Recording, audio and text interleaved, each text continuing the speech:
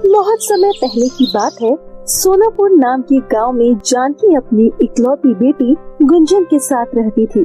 गुंजन बहुत ही समझदार और नेकदिल लड़की थी।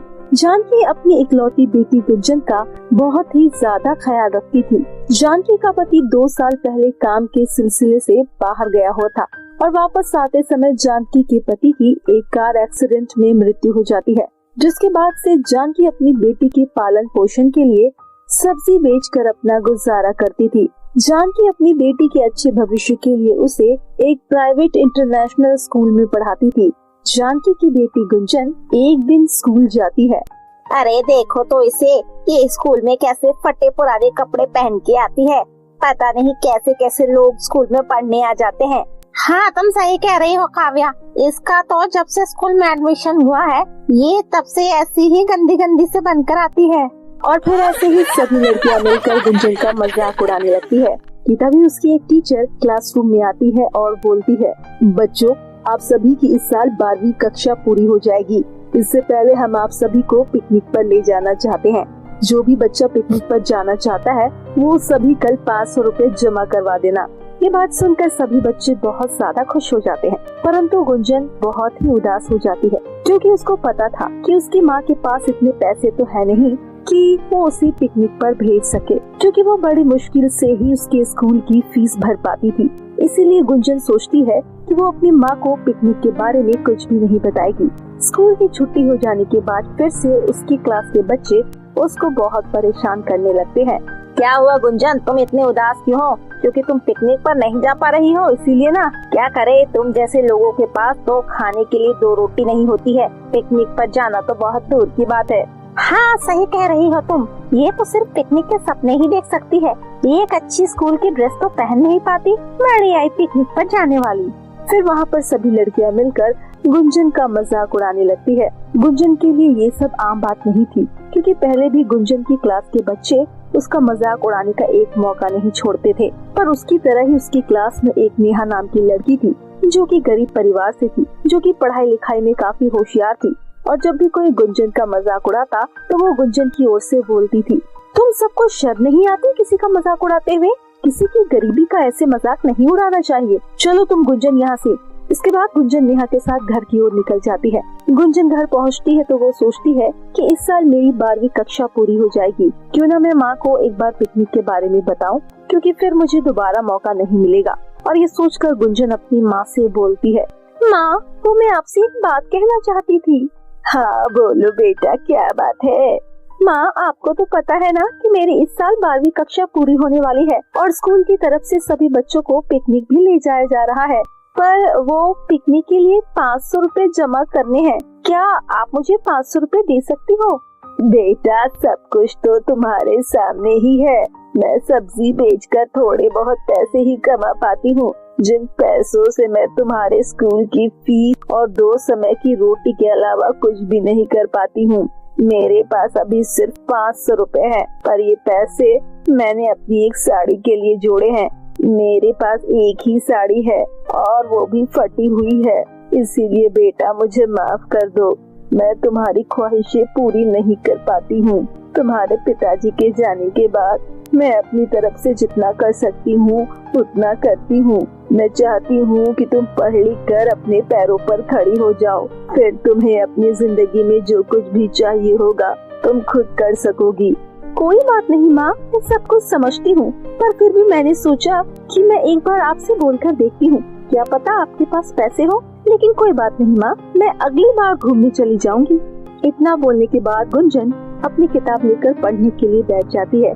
ऐसे ही 2 दिन बाद जब गुंजन स्कूल जाती है तो उसकी क्लास के सभी बच्चे जो है बात करते हुए नजर आते हैं। काव्या, कल तो पिकनिक में कितना ज्यादा मजा आया ना। हमने वहाँ पर कितनी अच्छी अच्छी चीजें देखी और कितना अच्छा खाना भी खाया। गुंजन, तुम नहीं गई क्या पिकनिक पर? अरे ये कैसे जाएगी पिकनिक पर? पिकनिक पर जाने के लिए पैसे भी तो होना चाहिए। ये लंच में तो एक सूखी रोटी लेकर आती है, बेचारी कहाँ से जाएगी पिकनिक पर। हर बार की तरह इस बार भी गुंजन पर सभी हंसते हैं और गुंजन इस बात का बुरा नहीं मानती और वो चुपचाप जाकर अपनी सीट पर बैठ जाती है। उसके पास उसकी क्लास की एक लड़की आती है। गुंजन, 1 महीने बाद मेरी शादी है। मैं चाहती हूँ कि मेरी क्लास की सभी लड़कियाँ मेरी शादी में आए, इसीलिए येलो कार्ड, तुम भी मेरी शादी में जरूर आना। गुंजन बहुत ज्यादा खुश हो जाती है कि उसकी क्लास में पहली बार किसी लड़की ने उसे अपने किसी फंक्शन में बुलाया है। प्रिया, मैं तुम्हारी शादी में जरूर जरूर आऊंगी। प्रिया की शादी में मैं सबसे सुंदर बनकर जाऊंगी ताकि सभी लोग मुझे देखते रह जाएं। सभी लोग मेरा मजाक उड़ाते हैं ना, मैं उन्हें अपना मजाक उड़ाने का इस बार कोई मौका नहीं दूंगी। ऐसे ही दिन बीत रहे होते हैं और गुंजन मन लगाकर अपनी पढ़ाई में ध्यान लगाती है और देखते देखते उसके एग्जाम खत्म हो जाते हैं और 2 दिन बाद ही प्रिया की शादी का दिन होता है। तभी गुंजन सोचती है, मैं क्या करूं? मुझे तो लगता है कि मैं प्रिया की शादी में जा ही नहीं पाऊंगी। मेरी तो कुछ समझ में नहीं आ रहा है कि अब मैं अच्छे कपड़े कहां से लेकर आऊं। गुंजन ये सब सोच रही होती है कि तभी उसको अपनी क्लास में पढ़ रही नेहा की याद आती है और वो सोचती है कि क्यों ना मैं नेहा से जाकर कोई अच्छे कपड़े मांग लूं। हाँ, ये मेरा अच्छा आइडिया है। मैं नेहा से जाकर मदद मांगूंगी, वो जरूर मेरी कुछ मदद करेगी।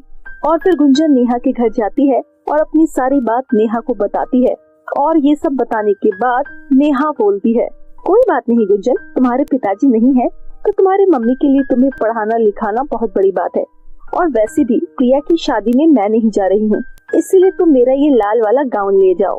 तुम इसे शादी में पहनने के बाद मुझे वापस कर देना, लेकिन इस गाउन को बहुत संभाल कर रखना, ये मेरी बुआ ने मुझे दिया है। हाँ ठीक है नेहा, मैं तुम्हारे गाउन सही सलामत रखूंगी।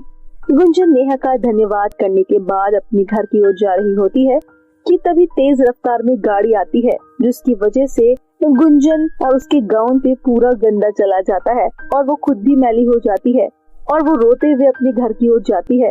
माँ, आप कहाँ हो? जल्दी इधर आइए। अरे ये क्या हुआ गुंजन, इतना सारा कीचड़ कैसे लग गया तुम्हारे ऊपर? अपनी माँ से पूछने के बाद गुंजन उनको सभी बात बताती है। माँ, मैं अब नेहा का गाउन कैसे वापस करूँगी? उसने तो मुझे पहले से बोला था कि मेरा गाउन सही सलामत रखना। क्या करूँ बेटा, मेरे पास तो इतने पैसे भी नहीं है कि मैं सेम इसी तरह का कोई अलग गाउन खरीद कर ले आऊं। आज मैं जब सब्जी बेचकर घर आ रही थी तभी कुछ चोर डाकुओं ने मेरे सभी पैसे छीन लिए। अब तो घर में खाने के लिए भी 2 ही रोटी है। ये सब सुनने के बाद गुंजन बहुत ही ज्यादा निराश हो जाती है और अपने घर के बाहर आंगन में निराश बैठी होती है कि तभी उसके पास एक बूढ़ी अम्मा आती है और बोलती है, बेटा क्या मुझे खाने के लिए एक रोटी मिल सकती है? मैं 3 दिन से भूखी हूँ। हाँ अम्मा जी, मैं लेकर आती हूँ। गुंजन बूढ़ी अम्मा को अपने हिस्से की एक रोटी खाने के लिए दे देती है। बूढ़ी अम्मा एक रोटी खाने के बाद बोलती है, बेटा तुम्हारा बहुत बहुत शुक्रिया, इधर आओ मेरे पास, मेरा आशीर्वाद लो ताकि तुम्हें भविष्य में कभी कोई परेशानी ना हो। गुंजन अम्मा जी के पास जाती है और उनका आशीर्वाद लेती है। जैसे ही अम्मा जी गुंजन के सर पर हाथ रखती है, वैसे अम्मा जी को गुंजन के बारे में सब कुछ पता लग जाता है और वो एक परी के रूप में बदल जाती है। गुंजन बेटा, मैं एक परी हूँ और परी लोग की महारानी ने मुझे पृथ्वी लोक पर अच्छे और नए लोगों की मदद करने के लिए भेजा है। जैसे ही मैंने तुम्हें आशीर्वाद देने के लिए सर पर हाथ रखा, मुझे तुम्हारे अतीत के बारे में सब पता चल गया, क्योंकि तुम एक नेक दिल और अच्छी लड़की हो। परी लोग की महारानी के कहे अनुसार ये जादुई गाउन मैं तुम्हें देती हूँ। ये गाउन कोई मामूली गाउन नहीं है, ये एक जादुई गाउन है। उनसे तुम अपनी सभी जरूरत का सामान मांग सकती हो, पर ध्यान रहे तुम इस जादुई गाउन से बिल्कुल भी लालच मत करना, वरना ये गाउन अपने आप ही गायब हो जाएगी। ये सब बात सुनने के बाद गुंजन बहुत ज्यादा खुश हो जाती है और परी का धन्यवाद करती है, जिसके बाद परी वहाँ से गायब हो जाती है। ये सब बात जाकर जब गुंजन अपनी माँ को बताती है, तब जानकर वो बहुत ज्यादा खुश हो जाती है और फिर गुंजन उस जादुई गाउन से अपने और अपनी माँ के लिए बहुत ही अच्छे अच्छे कपड़े मांगती है और फिर गुंजन और उसकी माँ दोनों प्रिया की शादी में जाते हैं। प्रिया की शादी में सभी लोग गुंजन और उसकी माँ जानवी को ही देख रहे होते हैं और सभी लोग उसकी बहुत ज्यादा तारीफ भी करते हैं। अरे क्या बात है गुंजन, आज तो तुम बहुत ही ज्यादा अच्छी लग रही हो। लगता है तुझे कोई लॉटरी लग गई है जो तूने इतने अच्छे कपड़े पहन रखे हैं। हाँ सही कह रही हो तुम, लॉटरी तो मेरी बहुत ही बड़ी लगी है। गुंजन शादी में बहुत ही ज्यादा एंजॉय करती है और डांस भी करती है। उसके बाद रात होती है। गुंजन अपनी माँ जानकी के साथ घर वापस आती है और फिर वो जादुई गाउन से नेहा के जैसा ही गाउन मांगती है और फिर जादुई गाउन उसको सेम टू सेम ऐसा ही गाउन देता है और फिर गुंजन नेहा को उसका गाउन वापस कर देती है ऐसे ही गुंजन उस जादुई गाउन से अपनी जरूरत की चीजें मांग लिया करती और फिर धीरे धीरे करके वो गरीब और अनाथ लोगों की मदद भी करती है। गुंजन वैसे लोगों की मदद करती है जिनके सर पर छत नहीं होती है और अपनी माँ जानकी के साथ हंसी खुशी से रहने लगती है। तो मेरे प्यारे दोस्तों, कैसी लगी आपको हमारी ये कहानी? हमें कमेंट करके जरूर बताएं। अगर आपको ये कहानी अच्छी लगी हो तो वीडियो को लाइक और चैनल को सब्सक्राइब करना ना भूलें। फिर मिलती हूँ आपसे एक नई और इंटरेस्टिंग कहानी के साथ। तब तक के लिए बाय बाय दोस्तों।